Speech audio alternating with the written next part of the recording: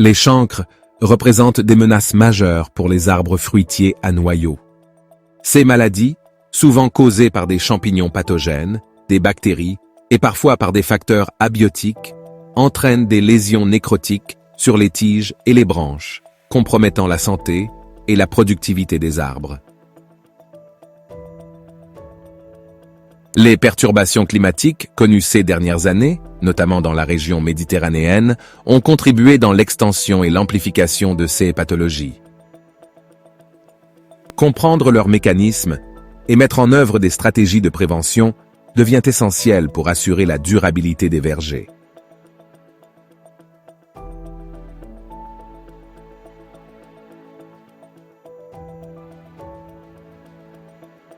Les chancres chez les arbres fruitiers se réfèrent à des altérations histologiques spécifiques, résultant de l'infection par divers agents pathogènes, principalement des champignons et des bactéries.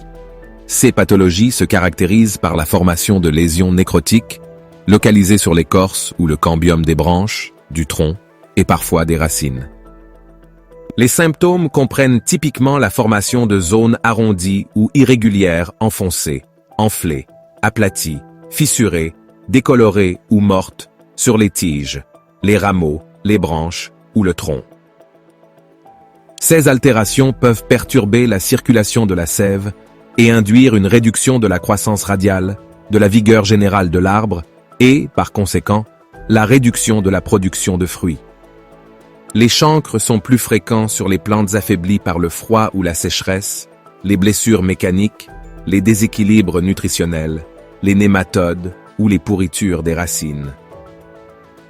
Bien qu'il soit fréquent chez une large gamme de plantes ligneuses à travers le globe, il est important de noter que les rosacées à noyaux, comme l'abricotier, le pêcher, l'amandier, le prunier et le cerisier, sont particulièrement sensibles aux chancres pour plusieurs raisons. La texture de l'écorce et le cambium. Les arbres fruitiers à noyaux ont souvent une écorce plus fine et plus tendre que les arbres à pépins, ce qui les rend plus susceptibles aux lésions causées par les agents pathogènes. De plus, leur cambium, la couche génératrice des vaisseaux secondaires, qui se situe entre l'écorce et le bois, est très sensible aux infections, car elle est plus proche aux zones d'infection initiale. Une cicatrisation lente.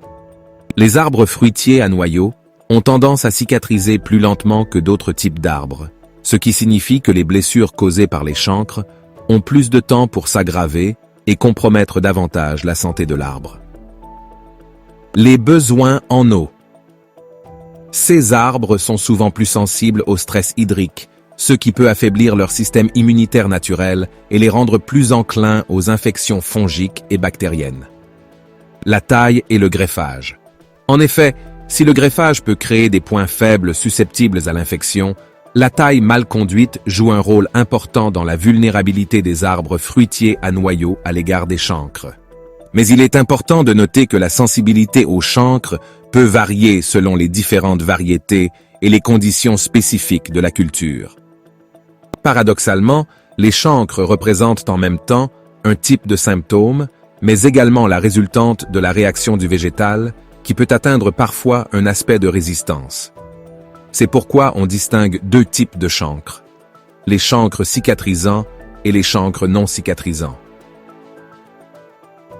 L'agent pathogène cible essentiellement la zone du cambium et donc utilise des moyens enzymatiques efficaces pour dégrader les tissus superficiels de l'écorce afin d'atteindre cette partie. Cette tâche sera facilitée par d'autres facteurs abiotiques comme l'éclatement de l'écorce suite à un froid extrême ou suite aux dégâts mécaniques de la grêle, ou encore via les trous d'entrée ou de sortie de certains insectes cambiophages et xylophages.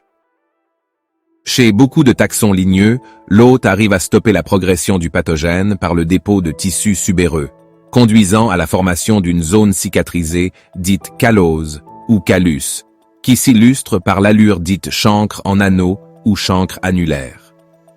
Cependant, chez certaines espèces fruitières, le cas des rosacées à noyaux, ce processus de cicatrisation fait défaut, et même si l'arbre arrive à cicatriser la partie infectée, cela ne sera d'une aucune efficacité. C'est la combinaison de la zone non croissante des tissus tués de l'hôte, et d'autre part, les bords élevés des dépôts de callose en réaction à l'infection, qui délimitent la zone ou partie dépressive connue sous le nom du chancre. Par conséquent, les tissus stratifiés à partir de l'extérieur du tronc ou du rameau vers le cambium se dessèchent, changent de couleur et se décollent. Un écoulement de la sève commence au niveau des zones chancrées, donnant comme résultante deux manifestations très connues chez les rosacées à noyaux, le noircissement des chancres et la sécrétion de résine. C'est le phénomène de la gomose, qui indique que la maladie a atteint des phases avancées. Les chancres des arbres fruitiers à noyaux sont classés comme étant des pathologies d'affaiblissement, de déclin ou de dépérissement. Ils sont induits par des facteurs biotiques, essentiellement fongiques et bactériens, mais également par des facteurs abiotiques extrêmes, comme les blessures mécaniques, le froid, la chaleur, la sécheresse prolongée et les amplitudes thermiques considérables. Mais ce sont surtout les chancres d'origine fongique qui prédominent, bien que des facteurs abiotiques puissent prédisposer l'arbre à ce genre de maladie, mais en réalité, ce n'est pas le cas typique. Les chancres peuvent se manifester comme étant un symptôme majeur et typique induit par certains agents, comme valsa-leucostoma, agent du chancre leucostomien, Eutypa lata, agent de l'eutypose de l'abricotier, ou encore Pseudomonas syringa, Patovar syringa, l'agent causal du chancre bactérien des fruits à noyaux. D'autre part, ces symptômes peuvent représenter parfois une étape avancée d'une maladie déterminée. C'est le cas, par exemple, de la moniliose, la maladie criblée, ou encore les pourritures à Phytophthora. On compte pratiquement 12 maladies de chancre chez les rosacées à noyaux, parmi lesquelles 4 qui sont plus importantes sur le plan économique et phytosanitaire. Le chancre leucostomien. Induite par les deux champignons, Valsa-leucostoma et Valsa-cincta, cette maladie est un sérieux problème chez le pêcher et le prunier. Elle est connue également sous le nom de chancre du pêcher ou chancre pérenne. Le symptôme le plus évident sur les pruniers est le dépérissement des branches qui se produit fréquemment au milieu ou à la fin de l'été. Un examen attentif d'une branche mourante révèle un chancre sombre, déprimé et ceinturant, qui est généralement centré sur une zone brûlée par le soleil. Pendant la saison de croissance, une exsudation de gomme, de couleur ambrée se produit souvent près de la marge du chancre. Vers la fin d'hiver jusqu'au début printemps, des nécroses bruns foncés parsemés de petites protubérances, ou pycnides, apparaissent autour des bourgeons et des plaies de taille. L'extrémité des rameaux attaqués se dessèche, avec exsudation de gomme. Des chancres se développent d'une année à l'autre de manière à épuiser l'arbre. Sous conditions humides, les exudats conidiens des pycnides libèrent les propagules, qui se disséminent par l'effet splash des pluies, par les insectes ou par l'homme. Les infections sont plus fréquentes vers la fin de l'automne, au début ou la fin d'hiver ou début printemps chez les arbres sains, alors que chez les arbres affaiblis, elles peuvent avoir lieu en pleine période de croissance. Les points d'infection les plus courants sur les pêchers sont les blessures hivernales, les plaies de taille ou d'autres blessures mécaniques. L'infection n'est pas nécessairement suivie du développement d'un chancre. Un dieback ou dessèchement des pousses de l'année peut avoir lieu. Les symptômes furent observés déjà en Europe au XVIIIe siècle. L'agent causal fut étudié par le néerlandais Persson vers 1794, puis par le mycologue suédois Fries en 1849. L'eutypose. L'eutypose, ou apoplexie de l'abricotier, est une maladie très fréquente dans les zones de plantation de l'abricotier notamment. Mais elle est très connue également sur la vigne et sur d'autres arbres fruitiers des régions au climat tempéré. Elle est causée par le champignon Eutypa lata. Cette maladie est favorisée par les pluies excessives qui surviennent après une période de sécheresse. Les symptômes se développent plus rapidement sur abricotier, mais il faut généralement attendre environ 18 mois avant qu'ils n'apparaissent. Au cours de l'été, les feuilles se flétrissent et meurent soudainement, tout en restant attachées à la branche. L'examen de la base de la branche morte révèle un chancre entourant une plaie de taille. La plupart des chancres produisent de grandes quantités de gomme, La déformation du feuillage que l'on observe sur les vignes ne se produit pas sur abricotier, mais il peut y avoir un rabougrissement des feuilles juste avant l'effondrement de la branche affectée.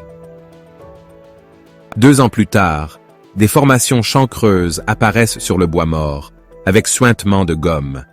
Le champignon attaque le bois au niveau des blessures de taille, formant des stromas formés par les tissus de l'hôte et ceux du parasite, à l'intérieur desquels se forment des péritès libérant des ascospores pendant et après les pluies.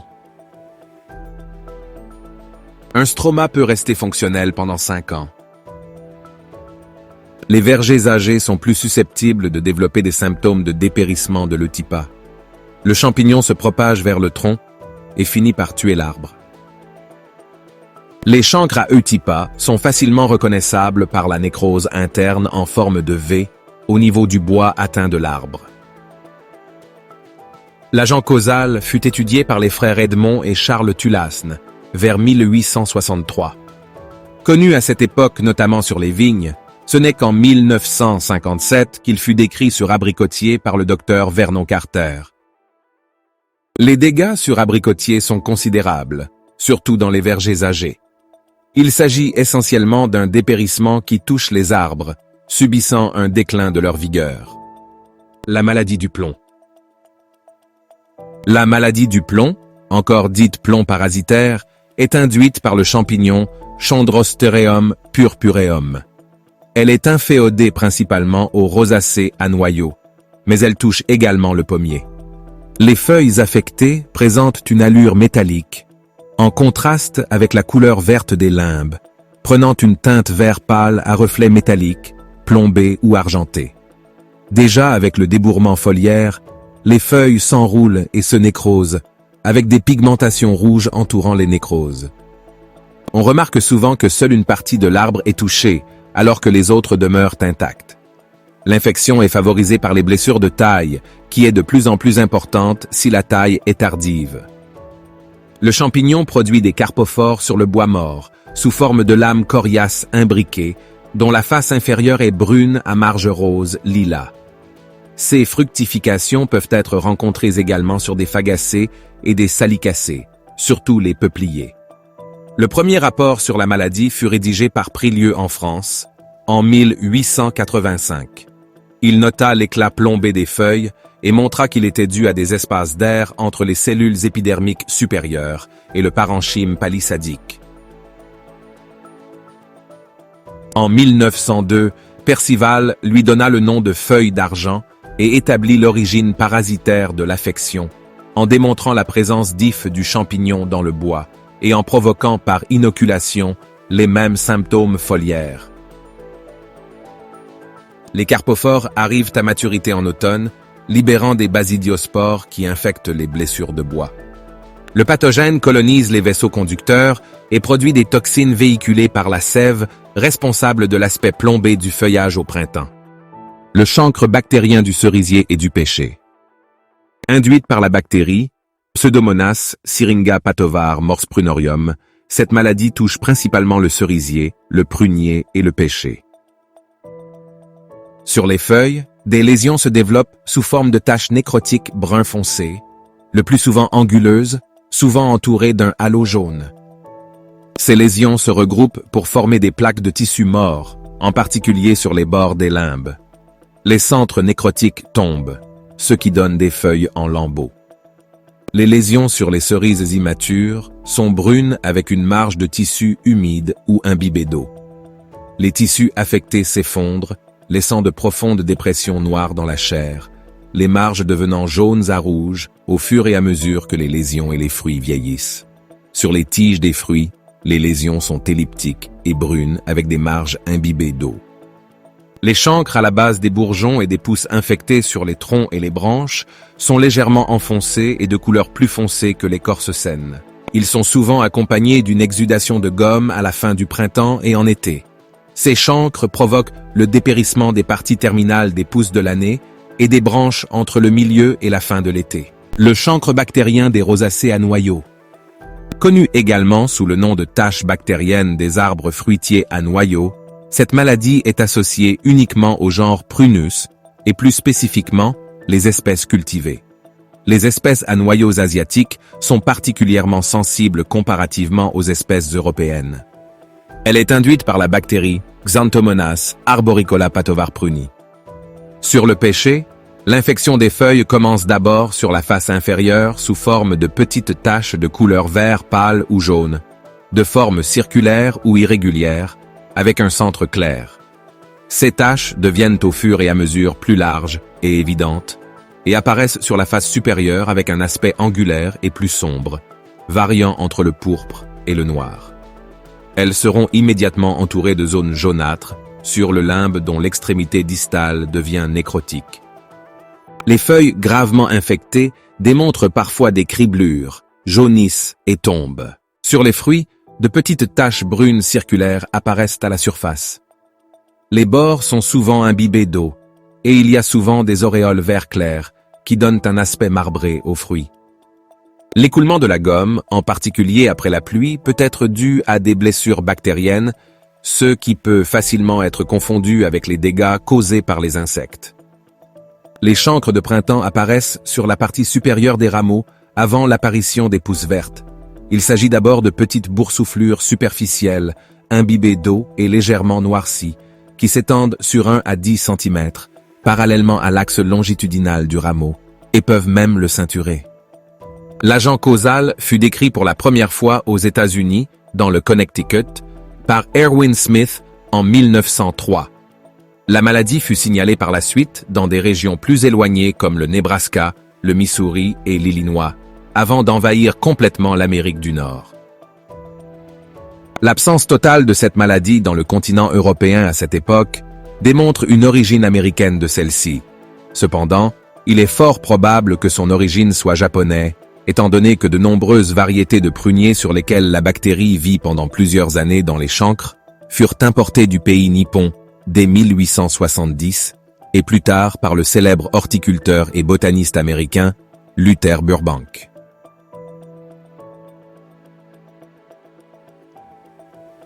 Actuellement, cette maladie est présente en Europe, en Amérique du Sud, en Australie et en Asie, mais signalée uniquement dans 2 pays africains, le Zimbabwe, l'Afrique du Sud. Le contrôle des chancres sur arbres fruitiers à noyaux est basé essentiellement sur des techniques culturales adéquates, plutôt que sur des solutions chimiques. Il faut pratiquer une taille convenable et au moment opportun, avec un matériel désinfecté et du personnel qualifié. En plus, il faut traiter les plaies de taille par des produits phytosanitaires efficaces. Arracher et brûler les arbres infectés et détruire les débris de bois de taille sont des opérations obligatoires. Éviter les blessures accidentelles du bois. S'il est avéré impossible d'éliminer une partie chancrée, il est primordial de traiter le chancre sur place, en commençant par le grattage de la partie touchée, puis un traitement par des composés cupriques ou par un fongicide spécifique, afin d'éliminer le chancre et de cicatriser la plaie. Après la taille de la fin d'hiver, il est recommandé de pulvériser le verger par des mélanges à base de bénomyl et de composés soufrés. Attention, il faut tailler en utilisant des outils désinfectés. Assurer une irrigation régulière, convenable et bien étudiée. Les rosacées à noyaux sont très sensibles aux fluctuations hydriques des sols. En effet, les chancres d'origine fongique peuvent être favorisés par des conditions défavorisant l'approvisionnement en eau des arbres. C'est le cas notamment de l'abricotier et du pêcher.